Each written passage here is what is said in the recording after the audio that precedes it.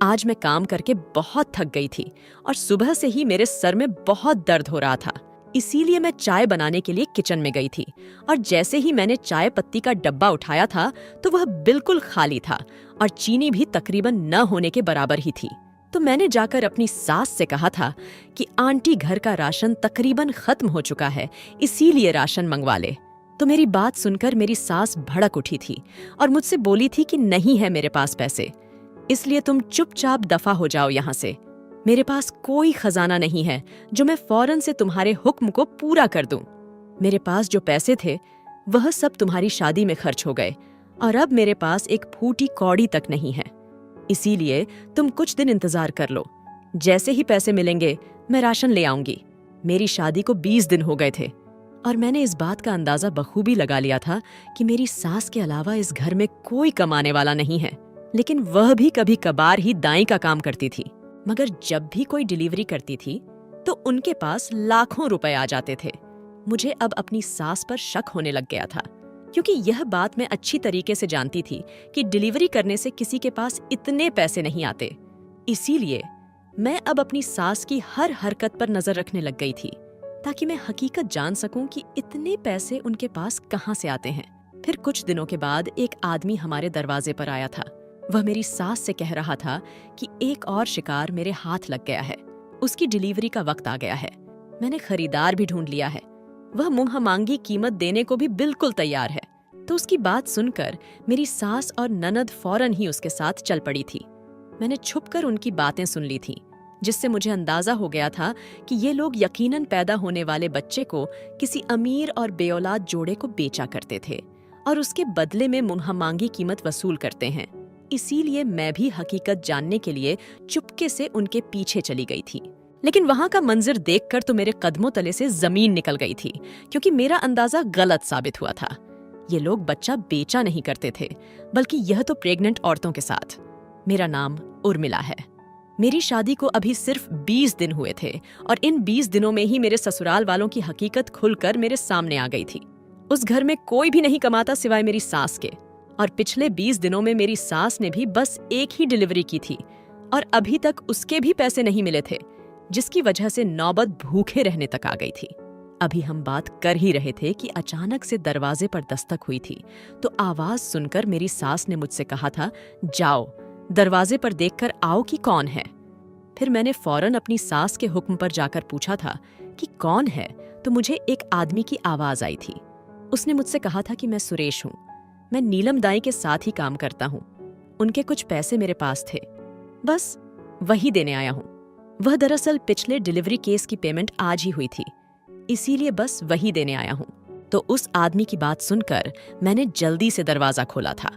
फिर उस आदमी ने मुझे नमस्ते करके एक लिफाफा पकड़ा दिया था और बोला था कि यह नीलम दाई को दे देना। मैंने इस बात पर हाँ में सर हिलाकर लिफाफा फौरन से ही पकड़ ली थी और मैं उसे लेकर अपनी सास के कमरे में जाने ही वाली थी कि अचानक मेरे दिमाग में ख्याल आया था कि क्यों ना मैं इस लिफाफे को खोलकर देखूं कि एक डिलीवरी के आखिर उनको कितने पैसे मिलते हैं।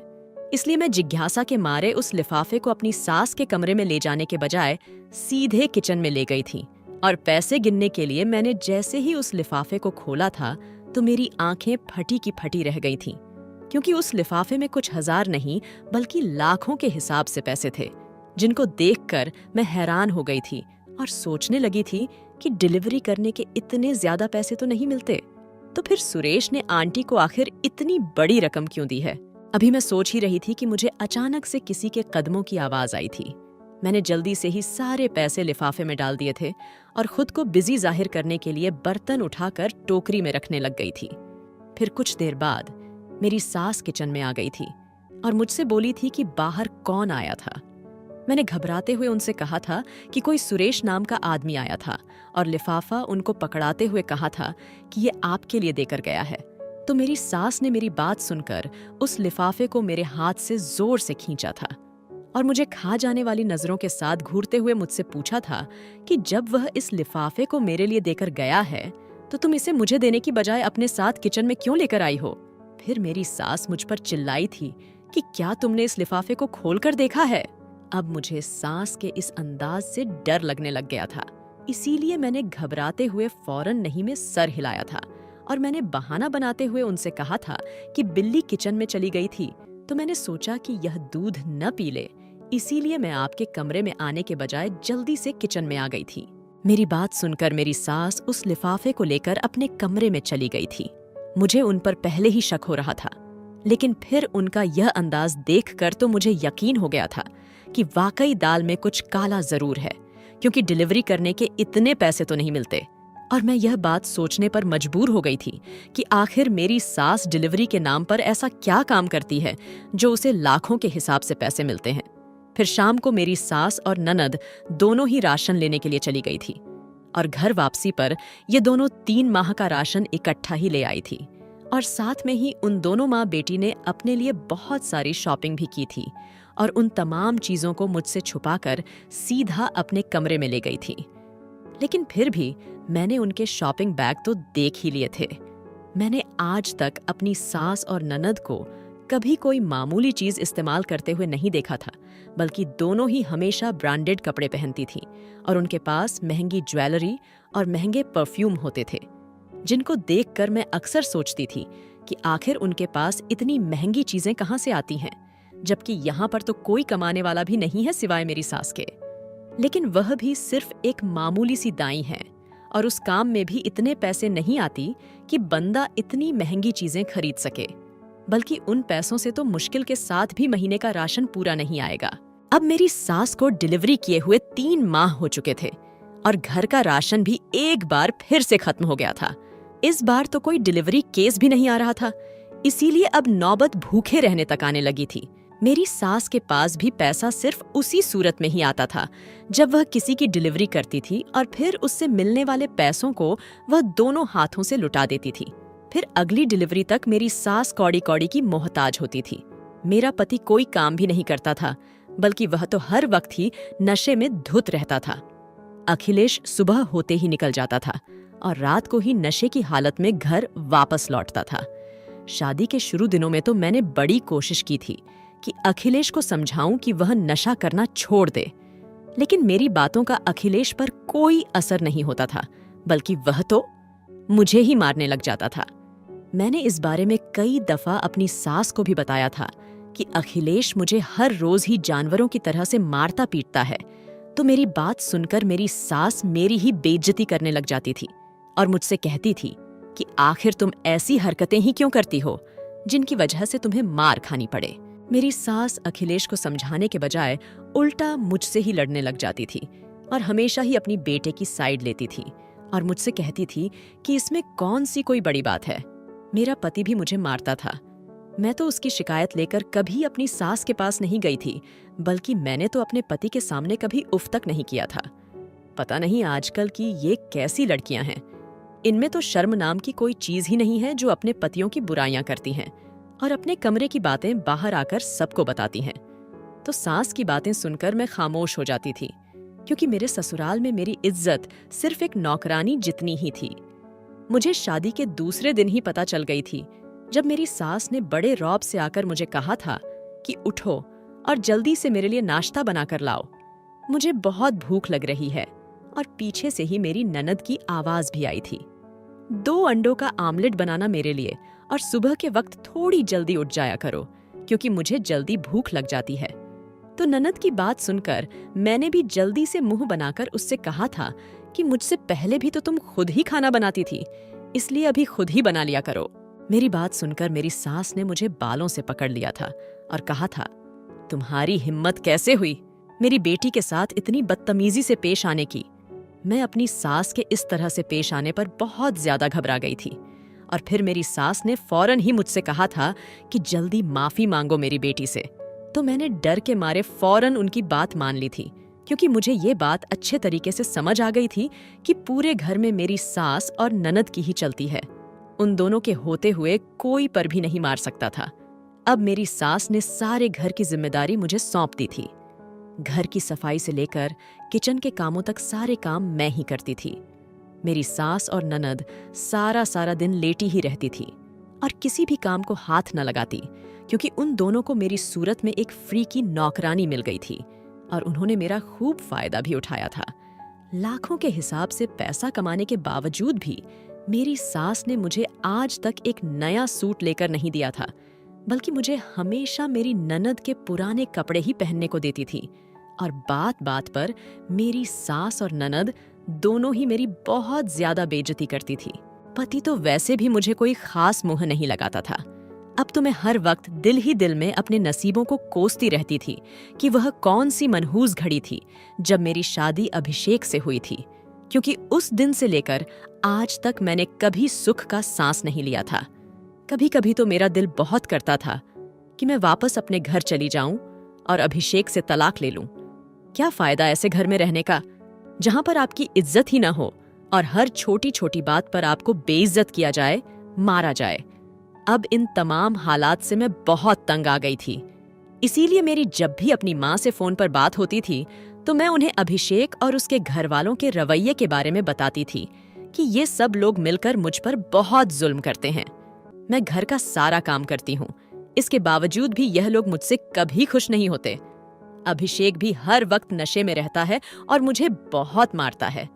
लेकिन मम्मी हमेशा ही मेरी बातें सुनकर मुझे तसल्ली देती और समझाने लग जाती थी और मुझसे कहती थी कि बेटा जो होना था वह तो हो गया है, इसीलिए अब तुम सब्र करना सीखो, एक दिन सब ठीक हो जाएगा। तो मम्मी की बातें सुनकर मेरी आंखों से आंसू जारी हो जाते थे और मैं बेआवाज रोने लग जाती थी और दिल ही दिल में यह भी सोचने लग जाती थी कि पता नहीं कब ठीक होगा सब कुछ, और जब तक सब कुछ ठीक नहीं होगा पता नहीं मैं उस वक्त तक जिंदा भी रहूंगी या नहीं। फिर कुछ ही दिनों के बाद अभिषेक ने मुझे बहुत मारा था। वैसे तो वह मुझे हर रोज ही मारता था, लेकिन एक दिन उसने मुझे इतना मारा था कि मैं बेहोश हो गई थी। मेरे नाक और मुंह से खून निकलने लग गया था। तो मेरी सास और ननद दोनों बहुत ज्यादा डर गई थी कि कहीं मुझे कुछ हो न जाए और मैं मर ना जाऊं, इसलिए वह फौरन मुझे अस्पताल ले गई थी। और फिर उन्होंने मेरी मम्मी को भी खबर दे दी थी कि मेरी तबीयत ठीक नहीं है, इसीलिए वह भी जल्द से जल्द अस्पताल पहुंच जाए। मेरी सास की बात सुनकर मम्मी भी दौड़ती हुई फौरन ही अस्पताल आ गई थी। जब मुझे होश आया तो होश में आते ही मम्मी ने मुझसे पूछा था कि बेटा तुम सीढ़ियों से कैसे गिर गई थी। नीलम बहन मुझे बता रही थी कि उनके मना करने के बावजूद भी तुम छत पर कपड़े सुखाने के लिए गई थी। जब तुम्हारी सास ने तुमसे कहा था कि तुम्हारी ननद छत पर खुद ही कपड़े ले जाएगी तो तुमने उनकी बात क्यों नहीं मानी। बेटा मैंने तुमसे कितनी दफा कहा है कि अपना ख्याल रखा करो। तो मम्मी की बात सुनकर मैंने नफरत भरी निगाहों से अपनी सास को देखा था। उन्होंने मुझसे नजरें चुरा ली थीं। उन्होंने मुझे खा जाने वाली नजरों से देखा था और आंखों ही आंखों में इशारा करके मुझे चुप रहने के लिए कहा था। मैं अपनी सास को इस तरह से देखकर बहुत डर गई थी और उस वक्त चुप भी हो गई थी। फिर जब मुझे डॉक्टर ने डिस्चार्ज कर दिया था तो मैंने मम्मी के साथ जाने की जिद की थी, लेकिन इस बात के लिए मेरी सास बिल्कुल भी तैयार नहीं थी और वह अपनी हर मुमकिन कोशिश कर रही थी कि वह मुझे अपने साथ ही घर ले जाए ताकि मैं उनके बेटे का भांडा ना फोड़ दूं। लेकिन फिर मेरी सास ननद मेरी जिद के आगे मजबूर हो ही गई थी, इसीलिए उन्होंने मुझे मम्मी के साथ जाने की इजाजत दे दी थी। मगर मुझे वहां जाने पर भी ज़हनी सुकून नहीं मिला था, क्योंकि मेरे वहां पर जाते ही मेरी भाभी हाथ धोकर मेरे पीछे पड़ गई थी। अपनी हर मुमकिन कोशिश कर रही थी कि मैं जल्द से जल्द ही अपने घर वापस चली जाऊं। मुझे भाभी का रवैया देखकर बहुत दुख हो रहा था और मैं दिल में सोच रही थी कि क्या हो जाएगा अगर मैं अपनी मम्मी के साथ कुछ दिन रह लूं। लेकिन मेरा वहां पर रुकना उनसे बर्दाश्त नहीं हो रहा था। मेरा जब भी भाभी से सामना होता था तो वह मुझे बातें सुनाने लग जाती थी कि जब मैं बीमार होती हूँ तो मैं कभी अपने मायके जाकर नहीं बैठती, कभी अपने माँ बाप पर जाकर अपना बोझ नहीं डाला, बल्कि मैं तो बीमार होने के बावजूद भी घर के सारे काम करती हूँ। मैं भाभी की सारी बातें ही चुप करके बर्दाश्त कर लेती थी, क्योंकि अब मैं पहले वाली उर्मिला रही ही नहीं थी। मुझ में बहुत सब्र आ गया था। भाई ने आकर मुझसे कहा था कि तुम अपना सामान बांध लो, मैं तुम्हें तुम्हारे ससुराल छोड़ आऊंगा। तुम्हारी सास तुम्हारे बारे में क्या सोच रही होगी कि जरा सी चोट लगी है, घर जाकर अपने मायके में बैठ गई है। जब तुम्हारी सास ने तुमसे कहा था कि न जाओ छत पर, तो तुम क्यों गई थी? भाई भी भाभी की जबान ही बोल रहे थे। तो भाई की बातें सुनकर मैंने अपना सब्र खो दिया था और रोना शुरू कर दिया था। फिर मैंने भाई को अपनी सारी दास्तान सुनाई थी कि मैं सीढ़ियों से नहीं गिरी हूं, बल्कि मुझे अभिषेक ने मारा है। वह हर वक्त ही नशे में धुत रहता है और हर रोज मुझे इतनी बेदर्दी के साथ मारता है जैसे मैं इंसान नहीं बल्कि कोई जानवर हूं। फिर मैंने अपनी शादी से लेकर आज तक होने वाली सारे अत्याचार के बारे में बता दिया था कि मेरी सास और ननद किस तरह हर वक्त मुझे ज़हनी तकलीफ देती हैं।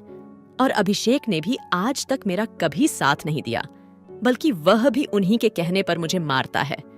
तो मेरी सारी बातें सुनकर भाई पर कोई असर नहीं हुआ था, बल्कि उन्होंने तो बड़ी ढिठ के साथ यह कह दिया था कि इसमें कौन सा कोई बड़ी बात है। शादी के बाद यह सब तो लड़की को बर्दाश्त करना ही पड़ता है। इस तरह छोटी छोटी बातों पर अपना घर छोड़कर नहीं आ जाते। सास तो फितरतन मजबूर होती है यह सब करने पर। अब तुम अपनी मम्मी को ही ले लो, हमारे साथ कितनी अच्छी है, कितनी नर्म मिजाज और सीधी लगती है। लेकिन मेरे ऑफिस में चले जाने के बाद मम्मी भी अपने सास वाले रूप में आ जाती है। तुम्हारी भाभी की बात बात पर बेइज्जती करती है, इसको परेशान करती है और इससे बहुत बातें भी सुनाती हैं। भाई की बातें सुनकर भाभी बहुत घबरा गई थी, क्योंकि ऐसा वैसा कुछ भी नहीं था। बल्कि मेरी मम्मी तो बहुत अच्छी औरत थी। वह तो भाभी का अपनी औलाद से भी बढ़कर ख्याल रखती थी। भाभी ने मम्मी पर यह सब इल्जाम क्यों लगाए थे और भाई को पता नहीं यह सब झूठ क्यों बताया था। इसीलिए भाभी ने भाई की बात को काटा था और जल्दी से कहा था कि विनोद, आप क्या बातें लेकर बैठ गए हैं। इस वक्त उर्मिला की बात हो रही है, मेरी नहीं। भाभी की बात सुनकर मैंने मम्मी की तरफ देखा था, जो आंखों में अफसोस लिए भाभी को देख रही थी। फिर मैं 3 दिन के बाद ही अपने ससुराल वापस चली गई थी, क्योंकि भाभी ने मेरा वहां पर रुकना मुहाल कर दिया था। ससुराल में जाते ही मेरी सास ने मुझे देखकर मुझ पर तंज के तीर चलाने शुरू कर दिए थे और मुझसे बोली थी कि बस सिर्फ 3 दिन तक ही रखा था तुम्हारी माँ ने तुम्हें, और तुम्हारा 3 दिनों में शौक पूरा हो गया मायके में रहने का। उनके चेहरे पर बड़ी ही तंजिया मुस्कुराहट थी, जो मुझे बिल्कुल भी अच्छी नहीं लग रही थी। इसीलिए मैं उनको देखकर फौरन ही अपने कमरे में चली गई थी। मेरी सास और ननद ने मेरे जख्मी होने का भी ख्याल नहीं किया था, बल्कि यह लोग तो मुझसे इस हालत में भी काम करवा रहे थे। मेरे ससुराल वालों को देखकर कोई भी इस बात का अंदाजा बड़ी आसानी से लगा सकता था कि उन लोगों में इंसानियत नाम की चीज बिल्कुल भी नहीं है। फिर कुछ दिनों के बाद मैं प्रेग्नेंट हो गई थी। मैं इस खबर पर बहुत खुश हुई थी, क्योंकि मुझे लग रहा था कि शायद अब सब कुछ बदल जाए, मेरे ससुराल वाले मेरी कद्र करने लग जाएं और अभिषेक भी अब मुझे नहीं मारेगा। मेरी सास को जब पता चला था कि मैं प्रेग्नेंट हूं, तो वह भी बहुत खुश हुई थी। लेकिन मेरे कदमों तले से जमीन तब निकली थी जब मैंने अपनी सास को ननद से यह कहते हुए सुना था कि अगले 1 साल का खर्चा तेरी भाभी से निकल जाएगा। उनकी बात सुनकर मैं बहुत ज्यादा डर गई और यह सोचने लग गई थी कि पता नहीं मेरी सास और मेरी ननद मेरे साथ क्या करने वाली है। अब मैं हर वक्त बहुत परेशान रहती थी। फिर कुछ दिन गुजरने के बाद सुरेश नाम का आदमी फिर से हमारे घर आया था, तो मैं छुपकर सास और सुरेश की बातें सुनने लग गई थी, ताकि मैं पता लगा सकूं कि ये लोग डिलीवरी के बहाने आखिर ऐसा क्या काम करते हैं कि एक ही दिन में लाख रुपए से ज्यादा कमा लेते हैं। सुरेश मेरी सास से कह रहा था कि नीलम, दाएं जल्दी से मेरे साथ चलो, एक और शिकार पकड़ लिया है मैंने और उसकी डिलीवरी का वक्त भी आ गया है और एक खरीदार भी मिल गया है जो खरीदने के लिए बिल्कुल तैयार है। इस दफा मैंने उससे 3 लाख मांगे और वह देने के लिए तैयार भी है, क्योंकि इस बार बहुत अमीर ग्राहक मेरे हाथ लगी है। उसकी बातें सुनकर मुझे लगा था कि यह लोग पैदा होने वाले बच्चे को किसी अमीर और बेऔलाद जोड़े को मुंह मांगी कीमत के बदले बेच देते हैं। इसीलिए ये सोचकर मेरा दिल दहल गया था। फिर मेरी सास और ननद फौरन ही सुरेश के साथ चल पड़ी थी। अब मुझे उस औरत के बच्चे के साथ साथ अपने बच्चे की भी फिक्र होने लग गई। इसलिए फिर मैं भी छुपकर उनके पीछे चल पड़ी थी, ताकि मैं खुद जाकर देख सकूं कि किस तरह यह लोग एक माँ से उसका बच्चा छीन लेते हैं। क्या ऐसा करते वक्त उन्हें भगवान से भी डर नहीं लगता? मुझे उनका पीछा करते हुए अभी थोड़ी देर हुई थी कि मेरी सास ने पता नहीं कैसे मुझे देख लिया था।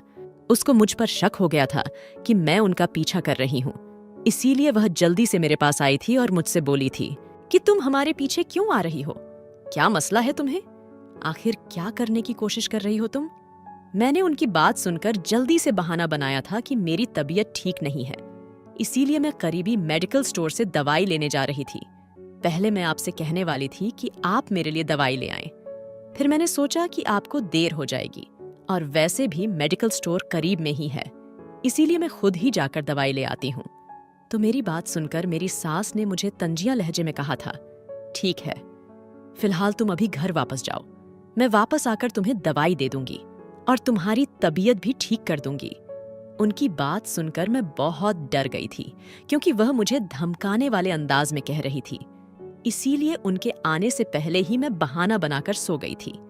मेरी तबीयत अब वाकई में बहुत ज्यादा खराब रहने लग गई थी, जिसकी वजह से मेरी सास ने मुझसे कुछ भी नहीं कहा था और मैं दिल ही दिल में भगवान का शुक्र अदा कर रही थी कि मेरी सास ने मुझे कुछ नहीं कहा और मैं उनके गुस्से से बच गई थी।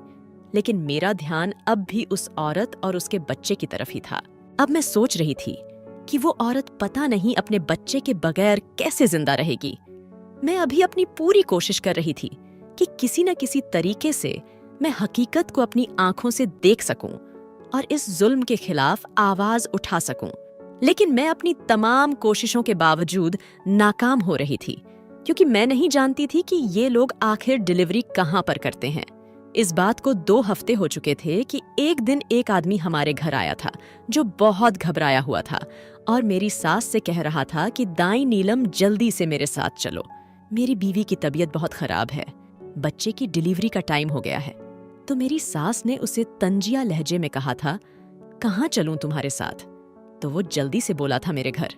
उसकी बात सुनकर नीलम दाई ने कहा था, तुम्हें नहीं पता क्या, मैं डिलीवरी करने किसी के घर नहीं जाती, बल्कि लोग मरीजों को मेरे पास लेकर आते हैं।